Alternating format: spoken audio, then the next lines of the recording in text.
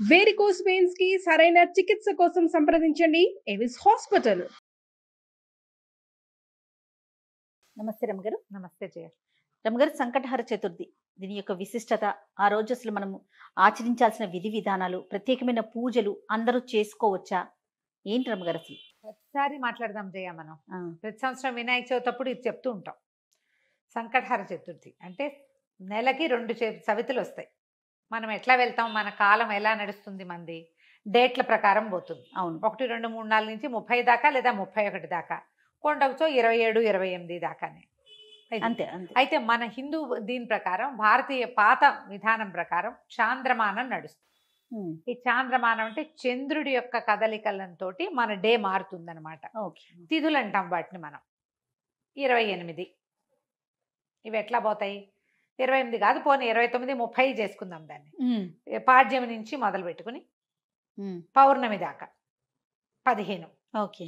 అక్కడి నుంచి 16వ రోజు నుంచి మళ్ళీ పాడ్యమి నుంచి మొదలు పెట్టుకుని అమావాస్య దాకా. ఓకే. ఇట్లా మన తిథులు నడుస్తూ ఉంటాయి. ఇందులో ప్రతి నెల 2 పాడ్యములు రావాలి, 2 విధియలు, 2 తదియలు, 2 చవితులు, 2 పంచములు, 2 షష్ఠులు, 2 సప్తములు, అన్ని 2 రావాలి. 2 రానివి ఏమిటి? ఒకటి పౌర్ణమి, రెండోది అమావాస్య. అవి మాత్రం సింగిల్ డేట్స్. చతుర్దశులు, త్రయోదశులు, దశములు, ఏకాదశులు అన్ని 2 రావాల్సింది. ఏకాదశి నియమం మనకి సాధారణంగా ఉంటుంది. ఎట్లా? శుక్ల ఏకాదశి, బహుళ ఏకాదశి. ఏకాదశి నాడు ఉపవాసం ఉండటం, ద్వాదశి నాడు ద్వాదశ పారణ చేయటం మన తాలూకు హిందూ సంప్రదాయం. అలాగే హిందూ సంప్రదాయం ప్రకారం నెలలో వచ్చే 2 చవితులని మనం వినాయక ఆరాధన చేయవచ్చు. ఓకే. ఈ చవితి ఆరాధన మనం ప్రత్యేకంగా ఎప్పుడు చేస్తాము? వినాయక చవితి చేసుకుంటాం. ఒక శుక్ల చవితి సంవత్సరంలో ఒక్కసారి వినాయక శుద్ధ చవితి నాడు, అది మన భాద్రపద శుద్ధ చవితి నాడు వినాయక వ్రతకల్పం చేసుకుంటాం. వినాయకుడి పుట్టినరోజని, ఆ రోజునే ఆయనకి గణాధిపత్యం లభించిందని, వాళ్ళు ఆయన్ని పూజిస్తే అన్ని విఘ్నాలు తొలగిపోతాయని గణాధ్యక్షుడని ఆయన్ని కొలుచుకుంటాం. అలాగే ప్రతి నెల వచ్చేటువంటి కృష్ణ చవితి నాడు, బహుళ చవితి నాడు వినాయక ఆరాధన చేస్తే సమస్త విఘ్నాలు తొలగిపోతాయి అనేది ఒక ప్రత్యేకమైన నియమంగా చెప్తారు. ఓకే. ఈ నియమాన్ని మనకంటే ఎక్కువగా తమిళులు పాటించేవారు. వాళ్ళు ఎక్కువ పాటిస్తారు.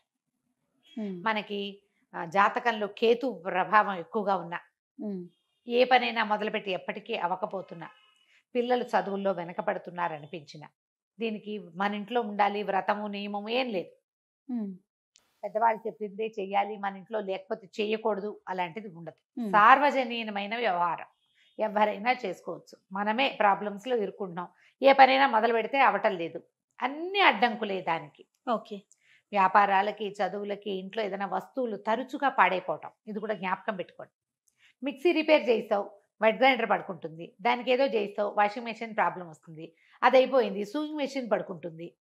ఇట్లా రిపేర్లు చేస్తూ ఉన్న వాళ్ళు ఉంటారు చూడు. నేను కూడా ఉన్నా ఆ లిస్ట్ లో. అవునండి. నేను ఒకటి రిపేర్ చేస్తే ఇంకోటి వస్తుంది. ఒకటి మొదలు పెడితే పాపం లిస్ట్ వస్తూనే ఉంటుంది. మా వాళ్ళ ఇంట్లో ఎక్కిరిస్తున్నారు, ఒకటి రిపేర్ చేయకుండా ఉంచుకుంటే అది ఒకటే ఉంటుంది నీకని. అట్లా ఒకటి వస్తుంది. ఏమీ లేవనుకో, మెళ్ళ పెట్టుకుంటే నల్ల పసలు కొలిసేనే టిక్కని విరుగుతుంది, ఆ పస విరిగిపోతుంది. నిజంగా నిజం రమ్మ గారు. చెవిదుద్దులు సీలలు విరిగిపోతాయి. కొంతమంది జాతకాలు ఉంటాయి చూడండి, ఒక వరుసగా వస్తాయి, ఆగితే మళ్ళీ ఆగిపోతాయి. 2 సార్లు 2 బంగారపు వస్తువులు అయినాయి. ఓ వారం ఏమో ఒక 15 రోజుల్లో ఒక మొదటి ఫోర్ట్ నైట్ లో చెవిదుద్దు సీల బిళ్ళ విరిగి చేతిలోకి వచ్చింది, పొల్లేమో ఆ గొట్టంలో ఉండిపోయింది. ఇదేమిట్రా ఇలా అయింది, దీన్ని చేయించాలి అనుకుంటున్నా. సరిగ్గా 15 days తిరగగానే చిన్న గొలుసు ఒకటి పెట్టుకుంటాను నేను, హుక్ దగ్గర విరిగింది. దాన్ని రిపేర్ చేయించా, చెవిది ఈ గొలుసు విరిగింది. గొలుసు ఇంకా రిపేర్ చేయించలేదు, ఉంచారు. మళ్ళీ ఇంకోటి వస్తుందని. నెక్లెస్లు అవి లింకులు ఊడిపోతే ఏం చేస్తాను, అలా అనిపిస్తుంది నాకు. ఇలాంటి వాళ్ళు వీళ్ళందరూ సంకటహర చతుర్థి చేసుకోవచ్చు.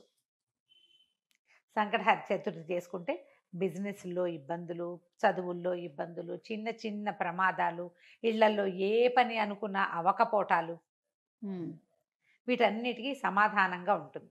జాతకాల్లో అయితే మాత్రం కేతువు తాలూకు ప్రభావం ఉన్నప్పుడు, కేతువుతోటి ఇబ్బందులు పడుతున్నప్పుడు, గ్రహస్థితుల్లో కేతు ఉన్నప్పుడు కూడా మనం ఇది చేయమని చెప్తారు. ఏదైనా ఇంటి ప్రయత్నం చేస్తున్నప్పుడు ఆగిపోతుంది, అప్పుడు కొన్ని వారాలు మొక్కుకుని మనం కొన్ని నెలల పాటు చవితులు చేసుకోవచ్చు.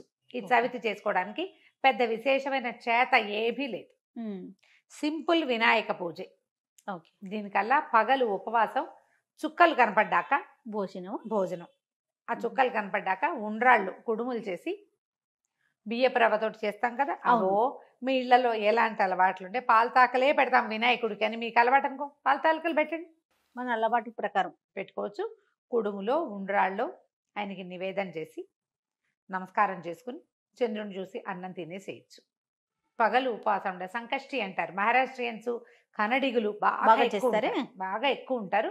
మన వైపు తక్కువ, కానీ మన వైపు ఇప్పుడు కనపడుతున్నారు బాగా. నాకు కూడా అలవాటు ఉంది, నేను చేస్తాం. అంటే కమ్యూనిటీ వైజ్ గా చేస్తారా రమ్మగారు? అలా ఏం ఉండదమ్మా, అలా ఎవరైనా ఇది ఓ పెద్ద పూజ హడావిడి ఏం లేదు కదా. అది ఏకాదశిలానే, ఏకాదశిలాగానే, కాకపోతే మనం వినాయకుడికి కొలుస్తాం. ఇది సంకటహార చతుర్థి. మనకి కష్టాలు ఇబ్బందులు ఉన్నప్పుడు రుణ విమోచన గణపతి స్తోత్రం అని ఒక ప్రత్యేక స్తోత్రం ఉంది. ప్రణమ్య శిరసాదేవం గౌరీపుత్రం వినాయకం ఇలా స్టార్ట్ అవుతుంది. ఆ స్తోత్రం చదువుకోవచ్చు. అబ్బే అవేవి రావండి, సుముఖశ్రీగదంతస్య కపిలో గజకర్ణికః మనకు వచ్చు కదా, అంతే. 12 నామాలు అవి చదువుకోండి. వినాయకుడికి కొంచెం గరిక వాకిట్లో ఎక్కడైనా పెరళ్లలో ఉన్న బాల్కనీ కుండీల్లో ఉంటే గరికని పెక్కండా ఉంచుతా నేను. అవి వినాయకుడికి పెట్టుకోవచ్చు అని చెప్పి బుధవారం నాడు పెట్టచ్చులే అని ఆ 2 గరిక పోచలు వినాయకుడికి సమర్పించడం, ఉండ్రాళ్ళు సమర్పించి నమస్కారం చేసుకోండి. ఇది చాలా మంచిది. మరి పసుపుతోటి వినాయకుడిని చెయ్యాలి అదేదో సిద్ధాంతంగా చెయ్యొద్దమ్మా. ఎంత సింపుల్గా అయినా చేసుకోవచ్చు. సాయంకాలం సమీపంలో ఉన్న ఏ దేవాలయంలోనే గణపతి చతుర్థులు చేస్తారు. అన్ని చోట్ల వినాయక ప్రతిష్ట ఉన్న ప్రతి చోట సంకటహార చతుర్థి పూజ చేస్తారు. వెళ్ళి గుళ్ళో పూజ చేయించుకోండి, హాయిగా ఇంటికి వచ్చి భోజనం చేయండి, అంతే. కుడుములు ఏమైనా ఉండి మీ గుళ్ళో వాళ్ళు ఒప్పుకుంటే, ఆ దేవాలయం పద్ధతిని బట్టి కదా, ఒప్పుకుంటే మీరే కుడుములు తీసుకెళ్ళి స్వామివారికి అక్కడ నివేదన చేసి అందరికీ ప్రసాదం పంచిపెట్టండి.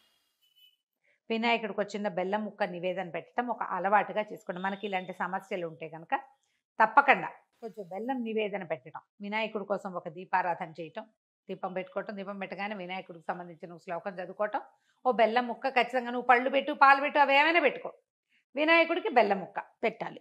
ఇలా నివేదన పెడితే మనకి చాలా సమస్యలు తీరుతాయి. ఇప్పుడు నవంబర్ 1 వచ్చినట్టుంది. అవునండి, అంతేనా? అవును. ఆ ప్రతి నెల చూసుకోండి, క్యాలెండర్లో ఉంటుంది. మీరు ఈజీ మెథడ్ ఏంటి, క్యాలెండర్లో నోట్ చేసి పెట్టుకోండి. ఇందులో మళ్ళీ ఒక స్పెషల్ ఉంది. మంగళవారాలు గనక ఈ చతుర్థి వస్తే చాలా విశేషం. అంగారక చతుర్థి అంటారు దాన్ని. అది చాలా విశేషమైంది. అది ఎక్కువ సమస్యలు తీరుస్తుంది, ఇంకా ప్రాబ్లమ్స్ తీరుస్తుంది. దీనివల్ల బ్రహ్మాండం బద్దలైపోయి వారికి ఏదో వస్తుందని కాదు, కొన్ని జాతకపరమైన సమస్యలు తీరుతాయి. ఏ పనులు కానప్పుడు మనకు ఒక శాంతిగా ఉంటే చికాకు తగ్గినా చాలు కదా అమ్మగారు. ఏదో వచ్చి మీద పడక్కర్లేదు, జస్ట్ మనకు ఉన్న ఆ చికాకు ఆ బాధ మనసు శాంతిగా ఉంటే అదే చాలు. అంతకంటే ఆటోమేటిక్ గా సమస్యలు పరిష్కారం అవుతాయి. అవును, అలా చేసుకోవచ్చు. మంగళవారం చతుర్థి వచ్చిందనుకో ఇంకా కంఫర్టబుల్ గా ఉంటుంది. 40 చేయొచ్చు, ఇవి 40 చేయొచ్చు, 21 చేయొచ్చు, 5 నేను 7 లెక్క పెట్టుకుని కూడా చేస్తా. ప్రతి నెల సంకటహార చతుర్థి నాడు పొద్దున్నే మా అక్కయ్య నేను ఒకళ్ళు గుర్తు చేసుకుంటాం ఇవాళ చతుర్థి అని. ఓకే, జ్ఞాపకం చేసుకుని మా ఇద్దరికి అలవాటు ఉంది. నాకు కొంచెం వినాయక ఇవి కూడా ఎక్కువ కదా, ఎక్కువ శ్లోకాలు చదువుకుంటాను. నేను చిన్నప్పుడు చదువుకున్న తొండమున ఏకదంతమును కూడా చదువుతారు రోజు. నేను నాకు అది అలవాటు. ఎవరి అలవాట్లు వాళ్ళవి కదా, మీరు అలవాటు చేసుకోండి. ఏదైనా ఇలాంటి సమస్యలు ఉన్నప్పుడు ఇట్లా చేసుకోవచ్చు. ఇది కొన్నాళ్ళు చేసి మానేయచ్చా లాంటి ప్రశ్నలు వస్తాయి ఎంతసేపు. కొన్ని వారాలు నియమంగా పెట్టుకోండి, కొన్ని నెలలు, ప్రతి నెల సంకటహార చతుర్థి చేయాలి. 2 సార్లు సంవత్సరం 2 సార్లు వస్తుంది కదా. మీరు కృష్ణ చతుర్థి మామూలు చతుర్థి కూడా చేసుకోవచ్చు. లేదా నేను సంకష్టే చేస్తాను అంటే కనుక సంకష్టులు మాత్రమే చేసుకోవచ్చు, సంకటహార చతుర్థి మాత్రమే చేసుకోవచ్చు. ప్రతి నెల చేస్తే ఇప్పుడు సంవత్సరం చేద్దామని మొక్కున్నాం అనుకోండి, 12 అవుతాయి. ఒకవేళ మధ్యలో ఒక నెల పీరియడ్ వచ్చింది, ఆడవాళ్ళకి సమస్యలు వస్తాయి, ఇంకోసారి మళ్ళీ మొదలు పెట్టక్కర్లేదమ్మా, కంటిన్యూ చేసుకోవచ్చు. దీనికి మీరు ఈజీ మెథడ్ ఏంటంటే, ఇప్పుడు స్మార్ట్ ఫోన్లు వచ్చినాయి కాబట్టి స్మార్ట్ ఫోన్లో చూసుకుని పెట్టుకోండి డేట్లు. నేనైతే క్యాలెండర్లో రౌండ్ ఆఫ్ చేసి పెట్టుకుంటా ఇవాళ చతుర్థి అని. వాళ్ళు కూడా ఎర్ర వినాయకుడు బొమ్మ వేస్తుంటారు, అక్కడ వినాయకుడు బొమ్మ కనపడుతుంది, టీటీడీ వాళ్ళ దాంట్లో కనిపిస్తూ ఉంటుంది. సో గుర్తుపెట్టుకుని ఆ రోజున మీరు చేయవలసింది ఏంటి, వినాయకుడికి సంబంధించిన స్తోత్రం చదువుకోవటం, గరిక 2 గరిక పోచలు తెచ్చి వినాయకుడికి సమర్పించడం, కొంచెం కుడుములో ఏవైనా నివేదన చేయటం, పగలు ఉపవసించి చంద్రుడు కనపడ్డాక దండం పెట్టుకుని భోజనం చేయటం చేసి చూడండి. మీకు చాలా ఇబ్బందులు తొలుగుతాయి. పెద్ద విశేషంగా ఏదో మాత్రం కాదు, మంచిది.